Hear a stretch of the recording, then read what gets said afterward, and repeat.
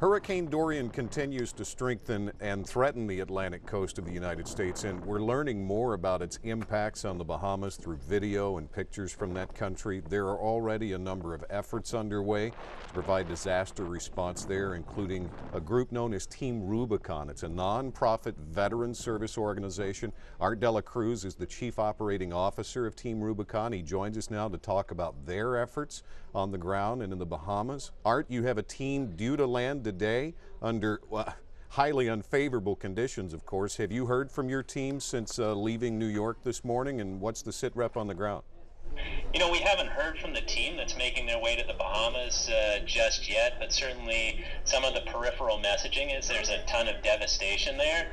So the folks that we've sent there today are equipped to try to assess where the services that we could provide, which is the capabilities that our military veterans and other volunteers could bring to bear, could be utilized, and then we'll begin to assemble and formalize the plan from there. And that's in addition to the teams that are scattered all up and down the East Coast, from Florida all the way up to the Carolinas, to provide reconnaissance and route clearing capability. Team Rubicon has responded to hundreds of incidents over the last decade since its founding. While every incident is different in size, scope, location, what makes Dorian different for your team? Boy, I tell you, and trying to put on the hindsight glasses, I think one of the things about Dorian is the unpredictability. We've been watching it spin up in the Atlantic. We watched it across Puerto Rico, and then now, to see it stall out over the Bahamas with the severity of its growth, as well as, just the pure endurance of it over the islands has been simply stunning. And that, allows us also to take a look at its predictable path, hopefully up the East Coast. I think those are the biggest things. In some ways, its speed being slow has allowed us to carefully plan and position equipment and people to respond should it make landfall in the U.S. or the effects. But obviously within the Bahamas, it's a whole new ball game. It's like nothing we've seen, but we'll respond as best we can.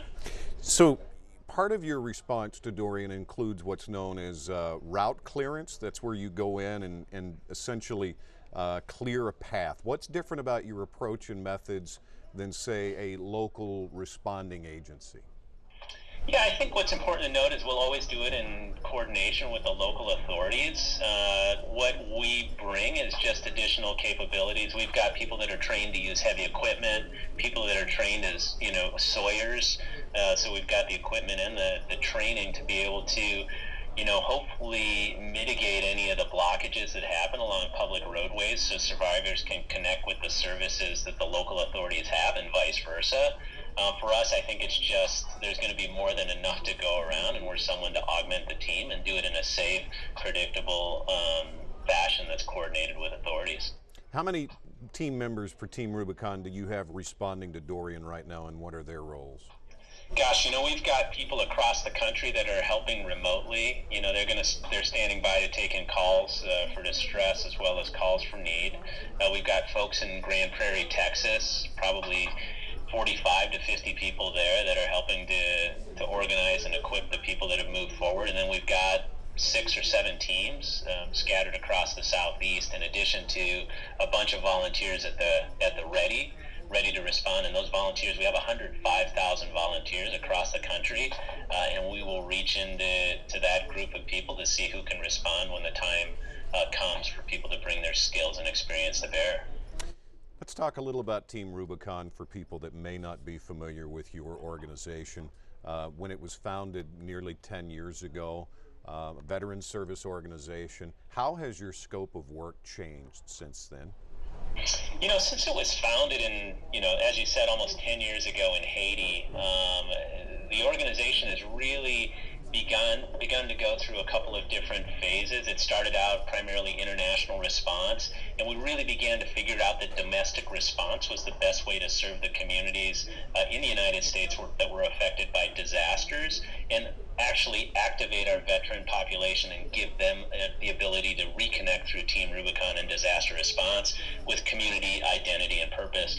We're finding now that in our growth, we're kind of rekindling that international experience, primarily through international medical teams, emergency mobile teams that are able to deploy. They've been to Mozambique twice this year, Guatemala, Guyana, to provide medical services, and they're standing by to respond in the Bahamas as necessary.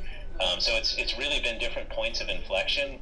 We've already done nearly 80 responses domestically. So we've got a lot of work this year already under our belt, and we anticipate more as we can say yes to more of these disasters that are affecting communities. How many members did you start with upon its founding, and how many belong to Team Rubicon today? Yeah, 8 people, and now it's 105,000. So the growth has really been exponential, and it's really because people want to make a difference. You mentioned 45 to 50 members in Grand Prairie. That's outside of Dallas-Fort Worth, or in between Dallas-Fort Worth. What about Houston, Southeast Texas? Can you talk about maybe members of Team Rubicon that are in our part of the world here? Yeah, Houston has always been a centerpiece of Team Rubicon's human capital. We have incredible volunteers and sponsors throughout Houston. We are actually still there rebuilding homes after Harvey. We are, on pace to finish our 100th home in the Houston area. We've extended for another year. So we are actively, engaged in the long-term recovery. Additionally, Houston volunteers will surge forward as required. They've answered the call basically coast to coast. Those people and the skills they have, again, with their availability and their generosity of time and energy, has allowed us to help a lot of communities across the country, and we'll continue to do so. We really rely on Houston from a donor perspective, as well as, the veterans who come and put on our uniform and rejoin us in the field. How can veterans join and help from the Houston area for Team Rubicon? Yeah, for the veterans, and for that matter, any civilians, they can come to our website, www.teamrubiconusa.org. If you can't give of your time, you're welcome to donate, and certainly for the people that are out there with skills and experience, we'd love to have you help us in the field, and that website will guide you on both of those paths. Art delaCruz from Team Rubicon, thanks for taking the time to visit with us today. Of course, and thanks for having us. Appreciate all your support.